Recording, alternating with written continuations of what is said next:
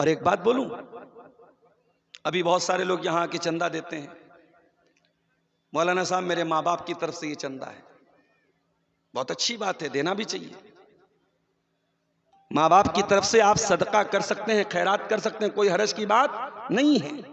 मगर एक बात बोलता हूं, अगर माँ बाप मुशरिक हैं और शिर्क की हालत में मर गए बगैर तौबा किए, तो ऐसे माँ बाप की तरफ से ना तो सदका दिया जा सकता है, ना चंदा दिया जा सकता है, ना ऐसे माँ बाप के लिए मगफरत की दुआ की जा सकती है। अल्लाह,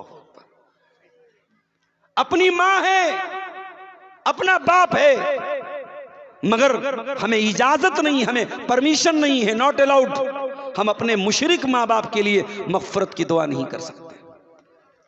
कटिहार वालों, अगर आप अपने माँ बाप के लिए मगफरत की दुआ करते हैं तो खुशकिस्मत हैं आप, आपको वो दौलत मिली है जो इब्राहीम अलैहिस्सलाम को नहीं मिली। इब्राहीम अलैहिस्सलाम अल्लाह से दुआ करते हैं, वग़फ़िर लि अबी इन्नहु कान मिनज़्ज़ाल्लीन। ऐ अल्लाह, मेरे पिता को माफ कर दे, मेरे बाप को बख्श दे, मेरा बाप भटक गया था, गुमराह हो गया था। अल्लाह ने कहा खबरदार, ऐ इब्राहीम, तेरा बाप मुशरिक था और शिर्क की हालत में मरा था, तू अपने बाप के लिए मगफरत की दुआ नहीं कर सकता। इब्राहीम अलैहिस्सलाम कहते हैं, वला तुखज़िनी यौम युबअसून, ऐ अल्लाह मुझे क़यामत के दिन तू जलील न करना। ऐ अल्लाह, इससे बढ़ के मेरी जिल्लत क्या होगी, ऐ अल्लाह इससे बढ़ के रुसवाई क्या होगी कि मेरा बाप जहन्नम में जाएगा। अल्लाह का ऐलान होगा, नो फॉरगिवनेस फॉर द मुशरिक, मुशरिक के लिए कोई माफी नहीं। ऐ इब्राहिम, तेरा बाप मुशरिक था और तू जरा अपने पैर की तरफ देख। बुखारी के अल्फाज हैं, इब्राहिम अलैहिस्सलाम अपने पैर की तरफ देखेंगे, उनका बाप बज्जू एक जानवर होता है, बज्जू, बज्जू की शक्ल में लाया जाएगा और पैर के बल उसको उल्टा करके उसको फेंक दिया जाएगा जहन्नम की आग में। अल्लाह अकबर। इब्राहिम अपने बाप के लिए मगफरत की दुआ नहीं कर सकते। हमारे प्यारे नबी अपनी माँ की कब्र पे गए सहाबा को लेकर, जिस माँ को 6 साल की उम्र में खो दिया था, उस माँ की कब्र पे गए। 50 साल के बाद बच्चा बूढ़ा हो जाए तब भी माँ की ममता भूलता नहीं है। माँ आपकी चली जाएगी, जिस माँ को आज तवज्जो नहीं देते हो, कल वो माँ जब चली जाएगी, माँ की ममता याद आएगी, माँ का चेहरा याद आएगा, माँ का प्यार याद आएगा। नबी अकरम ने अपनी माँ को याद किया, माँ की कब्र पे जाके रोने लगे और इतना रोए, सही मुस्लिम के अल्फाज हैं, फबका व अबका मन हौलहू, आप भी रोने लगे और आपके सहाबा भी आपको रोता हुआ देख के रोने लगे। आपने फरमाया, ऐ मेरे सहाबा, इस्ताज़न तो रब्बी अन अस्तग़फिर लि उम्मी फलम यूज़न ली, मैंने अपने रब से इजाज़त मांगी, ऐ अल्लाह मैं अपनी माँ के लिए मग़फ़िरत की दुआ करना चाहता हूँ। अल्लाह ने फरमाया, नॉट अलाउड, ऐ मेरे नबी इजाज़त नहीं है। नबी को भी अपनी माँ के लिए मग़फ़िरत की दुआ की इजाज़त नहीं मिली, जो आपको मिली है ये बहुत बड़ी खुशनसीबी है। मैं कहता हूं, हम झोपड़ी में रहते हो, हमें खाने को अनाज ढंग का ना मिलता हो, पहनने को ढंग के कपड़े ना मिलते हो, लेकिन सोचो अगर ये दौलत हमें मिली है कि अपने माँ बाप के लिए कम से कम हम दुआएं मग़फ़िरत कर सकते, कितनी बड़ी दौलत है। नबियों को, बहुत सारे नबियों को ये दौलत नहीं मिल पाई। इसलिए मेरे भाइयों, तौहीद की हिफाजत करो, अकीदे की हिफाजत करो,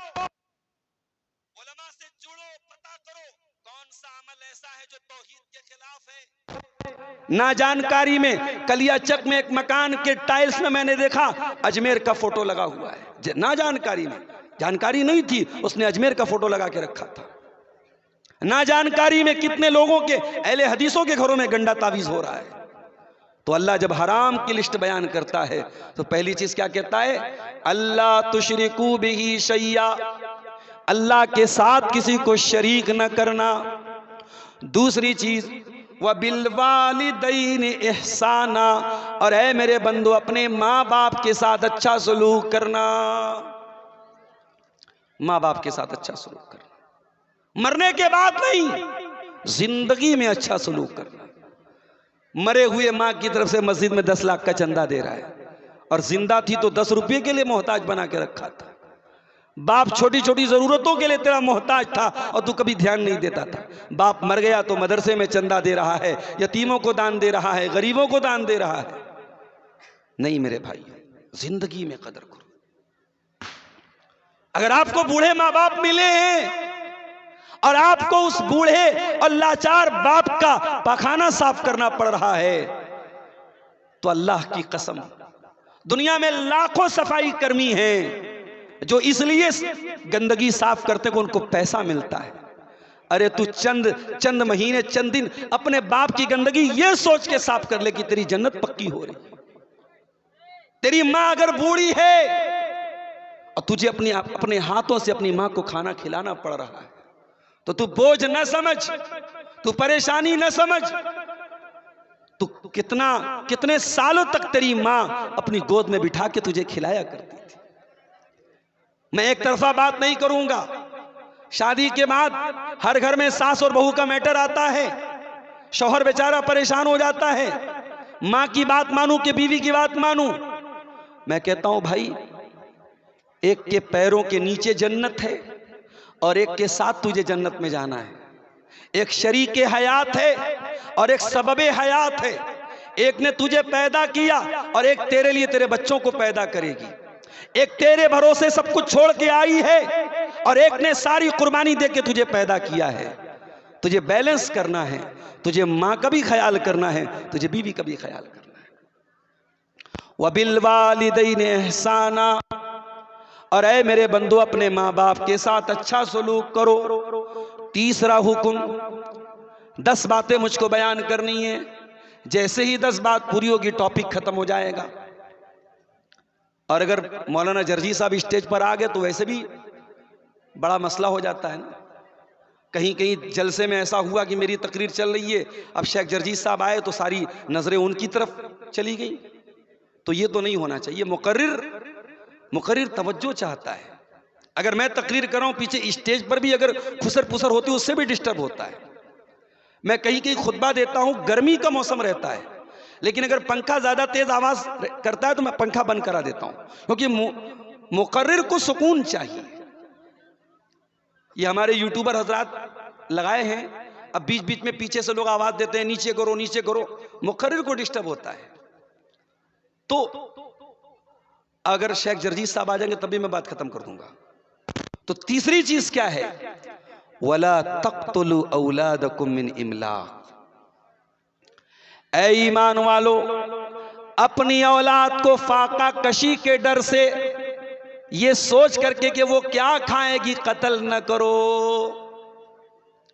मां के पेट में आज भी बच्चों को कत्ल किया जा रहा है, एबॉर्शन किया जा रहा है, हमल को ज़ाये किया जा रहा है, गर्भपात किया जा रहा है।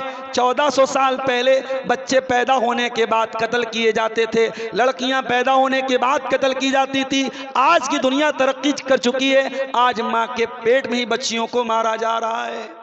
वला तक़्तुलू मिन औलादकुम मिन इमलाक, अपनी औलाद को फाका कशी की वजह से, गुर्बत की वजह से कत्ल मत। अगर हमल ठहर गया है तो जब तक बहुत क्रिटिकल सिचुएशन ना हो, औरत की जान खतरे में ना हो, हमल को गिराने की इजाजत नहीं है। चाहे वो 1 महीने का हो, चाहे वो 10 दिन का हो। अगर उसके पहले, हमल के पहले एहतियाती तदाबीर इख्तियार की जाएं ताकि भी बच्चों के बीच में गैपिंग हो, वो एक अलग मसला है। लेकिन अगर हमल ठहर चुका है, उसको गिराना ये औलाद का कत्ल है और हराम है मेरे प्यारे साथी। और आगे अल्लाह ने एक अजीब बात कही, फरमाया नहनु नर्ज़ुकुकुम व इय्याहुम, तुमको भी रोजी हम देने वाले, तुम्हारी औलाद को भी रोजी हम देने वाले। तू ये मत समझ के तू खिलाता है, नहीं नहीं नहीं, तू नहीं खिलाता है, अल्लाह खिलाता है। कितने लोग हैं उनके घर में सिर्फ 2 बेटे हैं और अल्लाह तबारक व तआला ने उनको गुर्बत और परेशानी में डाल के रखा है। और कितने लोग हैं उनके 10 बेटे हैं, सब चैन से खा रहे हैं। तो दौलत की तकसीम हमारी औलाद के हिसाब से नहीं है मेरे भाइयों। अल्लाह देता है रोजी, अल्लाह देता है तो जिसके 8 बच्चे हैं उसको भी रोजी मिल रही है, और अल्लाह नहीं देता है तो जिसके घर में एक भी बेटा नहीं उसको भी परेशानी आती है। तो फरमाया नहनु नर्ज़ुकुकुम व इय्याहुम, उनको भी रोजी हम देते हैं, तुमको भी रोजी हम देते हैं। उसके बाद चौथी चीज, वला तक़रबुल फ़वाहिश मा ज़हर मिन्हा व मा बतन, और ऐ मेरे बंदो फहश कामों के, अश्लील कामों के, वल्गर कामों के करीब न जाना। अल्लाह अकबर, एक लफ्ज अल्लाह ने इस्तेमाल किया, अल फवाहिश, ऑल द वल्गर एक्टिविटीज। अभी अमेरिका में न्यूयॉर्क एक शहर है, वहां एक मुसलमान मेयर जीत गया है, बड़ा सोशल मीडिया पे बड़ा शोर हो रहा है। उसका नाम क्या है भाई? कौन? ममदानी है, ज़ोहरान ममदानी।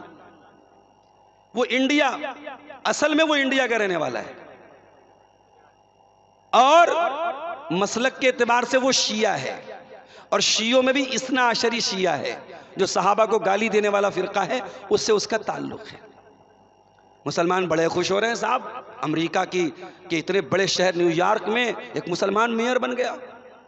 अभी कल मैं सोशल मीडिया पे पढ़ रहा था कि अमेरिका में वो लोग जिनका ताल्लुक एलजीबीटी से है, जो लेस्बियन और गे, यानी मर्द का मर्द के साथ ताल्लुक और औरत का औरत के साथ ताल्लुक को जो लोग सही मानते हैं, जायज मानते हैं, ज़ोहरान ममदानी कहता है मुझे उनके नजरिए से भी कोई इख्तिलाफ नहीं है, मैं उनके साथ भी खड़ा हूं। और वो लोग जो ये कहते गॉड इज गे, नऊज़ुबिल्लाह नऊज़ुबिल्लाह, जो कहते अल्लाह तबारक व तआला के बारे में कि वो भी गे है, ज़ोहरान ममदानी कहता है मरदूद कि मैं उनके साथ भी खड़ा हूं, और हम बड़े खुश हो रहे हैं साहब वो मुसलमान हैं। तो सोशल मीडिया पर आने वाली हर खबर पर बहुत जल्दी खुश मत हो जाया करो। दुनिया में ऐसे ऐसे खबीस लोग भी हैं जो नऊज़ुबिल्लाह अल्लाह के बारे में ऐसा गंदा अकीदा रखते हैं। दुनिया की बहुत बड़ी गंदगी है मर्द का मर्द के साथ नाजायज, मर्द का मर्द से ताल्लुक बनाना। ये इस अमल की शुरुआत हजरत लूत अलैहिस्सलाम की कौम ने की थी, और जानते हो अजाब क्या उतरा था उनके ऊपर? आसमान से पत्थरों की बारिश हुई थी और पूरी कौम को अल्लाह ने उलट दिया था। उन्होंने अल्लाह के कानून को उल्टा। अल्लाह ने मर्द के लिए औरत को बनाया है, शौहर के लिए बीवी को बनाया है। वो मर्दूद मर्द मर्द के साथ ताल्लुक बनाता था। जब उन्होंने अल्लाह के कानून को उल्टा, अल्लाह ने पूरी बस्ती को उलट दिया। और आज भी अरब के अंदर वो सरजमीन मौजूद है, वहां पे एक बहुत ही गंदे पानी का समंदर और गंदे पानी की झील है जिसको डेड सी कहते हैं, बहरे मुर्दार कहते हैं। और जब रिसर्च की गई तो उसके अंदर उस बस्ती के अवशेष पाए गए, उस बस्ती के बाकियात पाए गए। वला तक़रबुल फ़वाहिश, अल्लाह ने कहा खबरदार गंदे कामों के करीब न जाओ।